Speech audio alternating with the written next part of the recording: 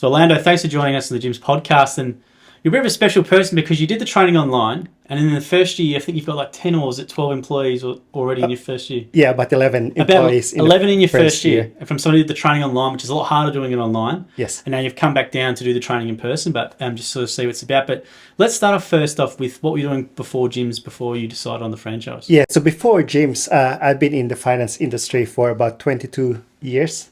So I've learned the finance from the very basic till my peak of my career, which is a financial controller. And then I gave that all up just to go for a different career change. And the main reason for the career change is mental health. So it's been like I had experience of mental health problems like depression and anxiety, about 4 episodes. And the last one has actually like I thought of, this is it. I'm not going into another phase of depression. I'll just like say quits to my current job and then do something different. And at that time, I don't know any trades. So I'm not a carpenter, electrician, or a builder. The only thing I know is cleaning. And I was inspired by one of my friends in Wollongong, who actually started a Gyms cleaning franchise 6 years ago. I met him through a charity event, and then I've seen how successful he is in the industry. And that's when I said, like, okay, I can probably do the same thing. Yeah. So 22 years in finance, so that was not good for your mental health, as you said. Yes. And a lot of people are probably in that position currently at the moment. So as you said, you prioritise yourself first, which was good with your mental health. And Yep. yeah, so you brought up a good point. If you don't have a trade or something, it can be a bit worrying, like, what do I do? And Correct. as you said, you liked cleaning, so that was what you sort of decided to do. So did you look at gyms cleaning and other things as well, or was it just gyms cleaning? It was only Gyms cleaning. Yeah. I had a very nice feedback from 2 of my friends. Both been successful in the industry. So I didn't look around. I just went through, tried to connect to a franchisor, and there we go. So everything from the start to the end of signing up a franchise was like, it was just like different puzzles of the pieces just coming together. It was the most easiest thing I've ever done, and also the most scariest. Well, it could be scary. But it was like worth all the trouble. Let's talk about that, because a lot of people might be thinking they know they want to do what you've done, but they're really scared because they've got 20 years of employment in the job, but Yes. they might not be the best for them. So yeah, was it just a line in the sand, or how did you come to that decision that you had to make the change? Because it would have been comfortable sitting there for 22 years in the Yes. same job. So Yeah. what was it, just in the end, as you said, your mental health was just to a point where you just had to do something? Yeah, that's pretty much it. It's all the mental health issues. So my health was suffering with work, and doing the resigning from work and then starting my own franchise. The priority at the beginning of my career in the franchise is to get my health back in good health, and also not worrying about how much income I would earn in the first year. But that actually didn't work, because I did a forecast of being in the finance. I did a forecast 15 months from November till about January 2023, just to see where I would be if I continue doing gyms. And at that forecast, I would say if I do 2-3 jobs a day, I'll probably be in a position to hire one person in April. But the opportunity in gyms is actually different, because like once you start operating, you just see the leads coming, and also there's a lot of unserviced leads, and for you to tap onto those unserviced leads is hard work, and also taking on the risk of employing a person to work with you in the business. And that one person was like, I probably have 1 or 2 staff until June, and then comes July, the business starts like picking up tremendously. Now with the so you made the change. So was the pay for it? You obviously had your friends in it, which so you knew you probably would do well. Yes. But there's obviously the pay for it guarantee, which probably would have helped. There's also, and then how's the training? Because you did the training a bit different. So most people, we want to come to do it in person, which you've come back to see what it's about. Yes. But how was the online experience, and then how was the first, let's say, couple of weeks when you started? Yeah. So the online experience was a little bit tougher than being in the center. It's just that you have to sit down on your computer for 3 full days, and there's no interaction except for like group exercises where you're split into different groups and then work online. There's a bit of a challenge because some are not computer savvy, and then going into from switching from one room to another, sometimes you disconnect and then you just like don't have participation until you rejoin the whole group again. But being in but that didn't stop me from learning and then growing my business. I had a chat with Hader, and he mentioned that like most of the franchisee that started using the online training, the success rate wasn't as great as we would expect if you were face to face, like with the actual trainer in front of you, or with the interaction from the other franchisee. Because what I've learned in just one day from yesterday and today is that you get a lot of experiences from different franchisee, and you actually learn how like their background, so what their story is, which is very limited on an online training because you don't have that interaction. But yeah, and like yesterday when Hader introduced me as coming back for an interview, and then like people started talking to me and approaching me, and then started to get my story, which is really good, and I'm hoping to inspire people. And how was the vibe? Because obviously you've just done the first lecture with Jim, and it's watching it on the screen is one thing, but in person, how's the difference? A lot of difference. Yeah, because you can see actually like your focus is on Jim, and you're not sitting there like sit uncomfortably on your chair. But the lessons that you like, I think I've learned so much in sitting here today than when I was in when I was doing at home. Now let's talk about your first couple of weeks. So what were your first couple of weeks like? Because it would have been scary. So how was your first couple of weeks as a franchisee? Yeah, so as like everyone would be expecting, the first week will be a combination of like scared or how will it go. But the moment that you receive your first lead, it was like I wanted to celebrate. Because it was like I have first lead and then call the client and then started doing your scheduling for a visitation to do a quote, and then winning your first quote. It was just like, that's it, I made it. Yeah, it's a confidence, it's momentum. Once you get that first lead, as you said in the quote, and you're done, and away you go. It is, yes. And with the quoting, it was like it's a trial and error. So you actually, like at the very beginning, you don't know where you're pricing yourself, because you probably think that it's too high or it's too low. But eventually you'll learn how to do the quoting properly. Yeah, I think that's a common thing with franchisees is the quoting thing. It's something what you just have to do, don't you? You can have as much theory as you want, but until you start doing it and learning it and feedback, then you'll know. It is. And what you'll see is like once you get the job and then start servicing your client, you'll see the satisfaction that comes out from their face. Like I have one client that every time I drive in on her driveway, I can feel like a celebrity because she starts screaming that I'm coming, and then she opens the door, and I feel like I'm just like a cleaner, but then like I feel like a celebrity at the same time. That's great. Now let's talk about, you've obviously built a pretty big business in your first year, 11 employees, which is very impressive. So maybe you want to tell everyone, how were you able to build and scale your business so quick? So at the beginning, I started working like 7 days a week and trying to get as much job as I can, like a combination of your residential and commercial cleaning. And also because of the job that I have done previously, I can see that from social media, people are requesting for recommendation for cleaners, and then sometimes like my name just pops up in there, and then they'll just contact me. So that's how I started growing the business. Also being more visible in the community, and also a lot of referrals as well.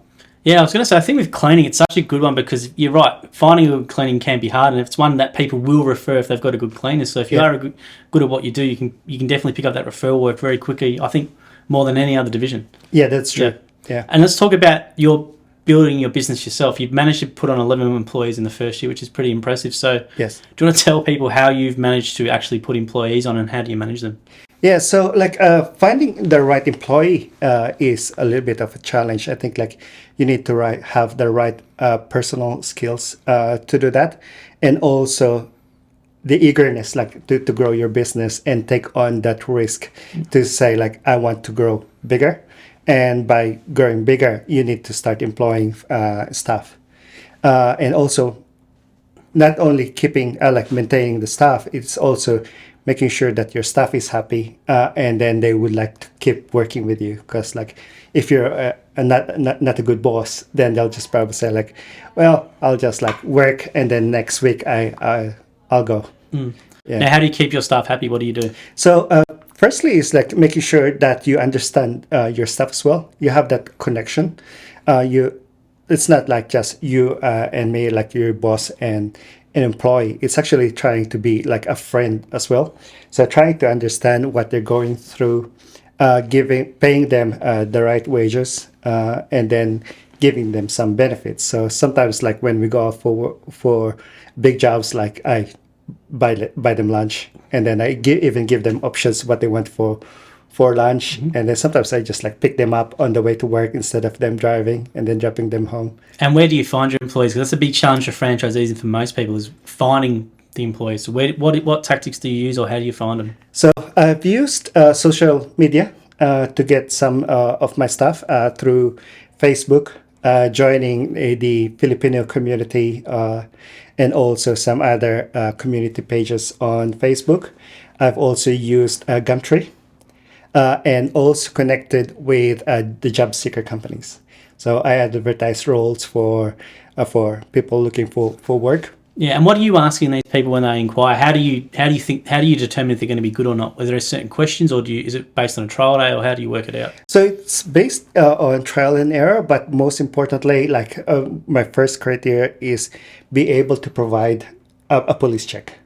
So that is my first test that the person has a good credibility, and that I will be comfortable sending them to my clients. I don't specifically look for experience in cleaning because I can provide that.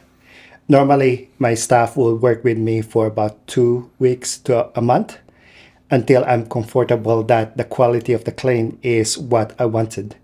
And normally, they would train in my house so that like I can show them like how I clean my house.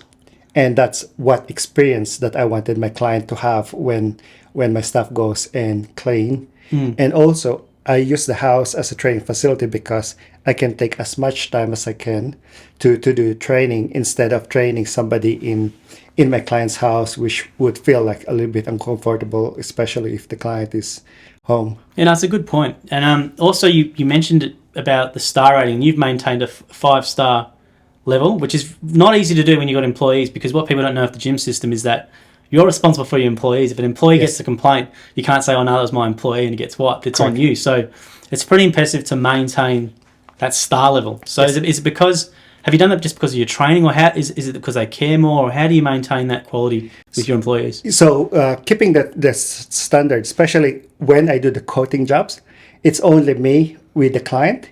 So when I start sending stuff to my client, I actually is specific of what things to be done and what the client expects. And I actually allow an extra time for my staff to do the cleaning and make sure that my client is happy before they leave. And also, they're always reminded of what each individual clean entails. So you have your standard clean, your detailed clean, and your vacant clean. So I make sure that everything is clear before my staff arrives, and make sure that my staff is equipped with the right equipment and the right supplies. Yep. And also with your business, how you run it now, is it at a stage now where you're literally just doing the training, hiring and quoting, Yep. and then you've got people doing the work itself. Is that Yes. how you're running it at the moment? I actually still do cleaning. Yep. There are some clients that actually wants an Orlando touch in the Oh, clean. the Orlando touch. All right, there we go. All right, that's good. So- So what is the Orlando touch? What do you do? So I still go through the clean as per normal, but it's just like when we do the clean, you do a little bit extra every time. So it's just like not just like vacuuming or dusting. I'll probably make sure that like the throws are done properly, and then the pillowcase are nice, and then like make sure everything is wiped down, arrange like some of the stuff are in order in the house. It's definitely a division where you notice probably more than any other. Like this goes for any division, because it's someone's home and they're walking around. They're going to look at the toilet. They're going to look at the kitchen. They're going to look at the oven, whatever it is. And Yes. it's a very tough job to get right, I would imagine. So we'd have some customers might have some very high standards. So to maintain the level you've done with your staff is very impressive with cleaning. Yeah, that's true. And sometimes like small things really like matters to my clients. Like even folding the toilet papers. Like all the cleans I've done, like I have like a special fold in the toilet paper. That's why when they come home, they feel like they're in holiday. And I actually spray the house with some like nice fragrance. So when they first come in, the house smells different. We don't have any here at the moment, but what I know Jim's Cleaning have products. So do you want to talk to customers about the products that you use and the difference with those ones? I actually use all the Jim's Cleaning products. So the one that I like using a lot is the bathroom product. And funny enough, like the quality of the bathroom product is really good. There was a time when we had mold issues everywhere. And I questioned our franchisor and also Hader, asking like, for sure you would have done research on what's the best product to get rid of the mold and mildew problems. And Hader responded, use the bathroom product. And at first I was saying, like, no, that can't be right. And then he said, like, just try it. So I saw a spot in the house that's developing the mold, use it in the house, and until now, like, it hasn't come back. So that was really amazing. Because those products you use are all enzyme based, aren't they? So they don't got no nasty smells. They're not toxic or anything. They're 100% safe for animals and for kids. And I think that's really important for more customers who are now becoming more conscious of the environment and sustainability. So Yes. do you want to talk a little bit more in detail about the products themselves? Yeah, so because they're natural based natural like plant based natural enzyme, after you use the product, they still work. Like even like after you wiped it, like the product will just constantly work, like even for a couple of days, and that's how you see that the product is good. Like with removing the molds at home and using the bathroom product, I don't get the risk of staining carpets, clothes, like the sofa or the curtains, because they're not bleach. And then they're very flexible to use. Like the bathroom product, I use it in the sink, in the laundry. Like even when there's molds on window frames, I can use those products. But we have a lot of products that we're able to use. You have your all-purpose products, the glass and stainless steel, which is really good. I use it a lot, especially when we do cleaning, because I want everything to sparkle, which is probably what makes us different from the other cleaning company. Is like you make sure that the fittings, in the bathroom fittings or anything with the stainless, are actually sparkling before you leave the house. So like it's just like Absolutely, the wow factor, and also that the customers can be assured now that you're not using any toxic or nasty chemicals. As you said, they're all plant-based, enzyme-based, so it's actually there's no risk at all to animals, pets, allergies, all that sort of stuff. correct. And now that like as my business is growing, like I'm going through the aged care like sector, and then we find that a lot of our clients have a lot of allergies, and some of them they don't like those nasty smell, the strong chemical products. And this one, like I swear, like they're really good because like you don't like the smell is really nice and fragrant and fresh. and you don't feel that like you're coming into like a hospital or Yeah, it's a great point, Orlando. I've spent a bit of time in nursing homes, and you're right. That smell of like they've used domestos or something, and Yes. it's, as you said, they're like a hospital smell. Yeah. You think it's clean, but it's not good for you. Correct. Whereas those products, I know because I actually use them myself. There's none of that smell at all. Yes. And then it's natural as well. It's environmentally friendly, and if it goes down the drain, it's not going to affect any the waterways. environment. Yeah, that's true. Yeah, That's a and big then like the other products that I use is the Jim's floor cleaning products. They have this nice citrusy smell, which is just use a small amount, but it just cleans and then just leaves a nice clean on the floor. And they're soap free, aren't they? There's no rinse with those ones. There's no rinse. Yeah. Yeah. So you just like put a small amount in a bucket of water and then just wipe down the floor, wash the floor. Yeah, it's really good, and it dries quickly too. It is, and I think people can buy it from you directly, or they can buy it on line, I think, if they want as well. Yes, so you can buy it from Jim's website, or they can also buy it from the franchisee. Like if they have them on stock, they can buy them.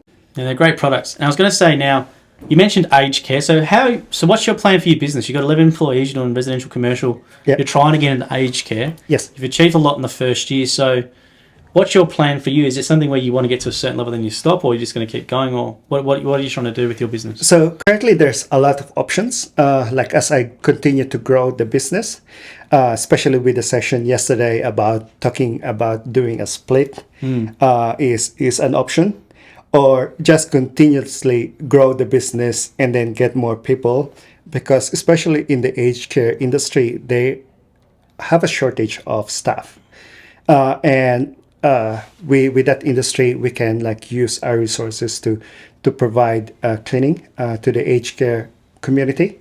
Also, we have the NDIS, and that's a good source of like a revenue stream too. Yeah. But but is there like a size number you want to get to? Do you want to get to 50 employees? Do you want to get to 100, or what are you sort of envisioning for yourself with your business? So I think like now that I reached about 11, 12, and then David is going to join me maybe towards some part of this year, is to probably grow it maybe to 20, and maybe after that, like we'll see how we go. But my area in the coast is just getting bigger and bigger. I'll probably be the biggest franchisee in the Central Coast. You will be. We have 20, If you have 20 people working with you, absolutely. It is, yes. So the scope is just getting bigger, and I'm not refusing any clients at the moment. So if there's any referral, I'm just like happy to go and have a chat and see if there's an opportunity for us to provide that service. Now, you'd think being an employee mentally would be easier than doing what you're doing at the moment. Yes. So how's your mental health overall with what you're doing at the moment? Because you do have a large business, a lot of responsibility. So yes, how's it been? So it has been really great. Since I left corporate world, my blood pressure has dropped to normal. All my like cholesterol, everything like it's normal.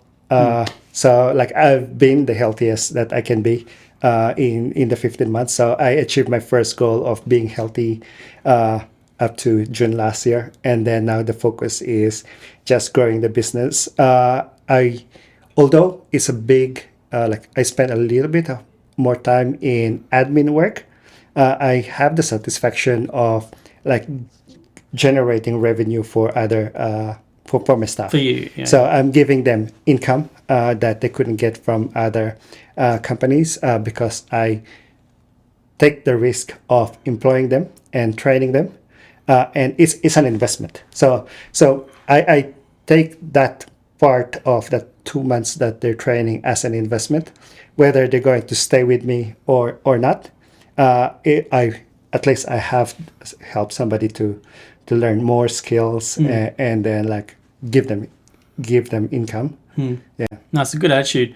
Now, with the Jim's cleaning difference, you have touched on it a bit before, but what do you think, what are your standards for your business different to, let's say, some other independent cleaners out there? Because there's a lot of cleaning companies out there. Yes. So what's the difference between, let's say, your operation and maybe some other independent operation that you know of? Yeah, so I think the most important thing is the first point of contact when you do your code is actually to set the standard, set what the expectation is of your client. because that's where you see whether you're going to be successful in that job, and also satisfying that expectation. So once you meet that expectation, then that's when you start providing like the extra customer service, like doing little bits and pieces inside the house that they probably won't expect when they come home. Having that good communication with your client, especially like if there's some issues with the clean, and then just have that open discussion, or sometimes like if there's some issues with the clean, I actually stop my day and then probably go to the client and then walk through the house and see whether or what issues we have with the clean. Sometimes it's a matter of that wasn't included in the code, and then they just thought that we're going to do Yep. it, but it's easily rectified, and also just like just a clarification of this wasn't included before, but because I like you, I'll do it anyway. That's good. And let's talk about now. Everyone always asks us about money, and gym takes 30% of what you make. So what are the fees like compared to what you're doing? How maybe do you want to tell people about the fees? So the fees are fixed every month. So you don't get a percentage of your revenue. So whether you're doing like 1,000 a week or you're doing like 15,000 a week, the fees are the same. The only thing that varies is like if you're taking leads, and then you have to pay that lead fee, and also maybe the SMS functionality with our Gyms Jobs and Gyms Online, but they are very small amount as compared to the fees that you're paying, and eventually those fees will be offset against your future revenue, especially if you're able to convert all those once-off jobs into regular jobs. Well, yeah, exactly right. Like, because if a lead costs you, let's say $20, but that customer stays with you for 2 to 3 years and whatever, and Yes. that's a fairly small price to pay. But I was going to say now, everyone always asks about money, right? So how much? You don't have to say how much you're making, but what's your business generating? Maybe just in a ballpark figure for people to understand how well you're doing. In the first, like in my second year. That's great. Yeah. So which will be about 3-4 times bigger than when I started. So because like that was only like 7 months as compared to the next year. So and what you keep's going to be far more than what your finance job is. definitely. Yeah, definitely.